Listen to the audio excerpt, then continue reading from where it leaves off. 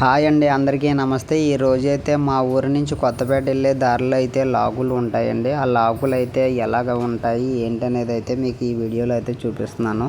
ఈ లాకుల మీద మేము ప్రతిరోజు కూడా కొత్తపేట అయితే వెళ్ళి వస్తూ ఉండాలండి. అలాగే మా పల్లెల శివాలయానికి వచ్చేవారు చాలామంది అయితే అడ్డదారండి. ఇది లాకుల నుంచి కొత్తపేట నుంచి వచ్చే అడ్డదారండి. ఇది లాకుల నుంచి వస్తూ ఉంటే చాలా అందంగా అయితే కనిపిస్తాయి.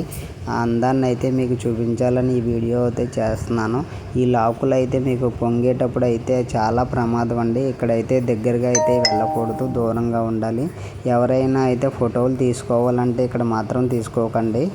చాలా దూరం నుంచి అయితే ఫోటోలు తీసుకోవాలి. నేను కొత్తపేట నుంచి వచ్చి వెళ్ళేటప్పుడు అయితే చాలామంది కాలేజీ స్టూడెంట్ పిల్లలు అయితే ఈ లాకుల దగ్గర అయితే ఫోటోలు తీసుకుంటూ ఉంటారు.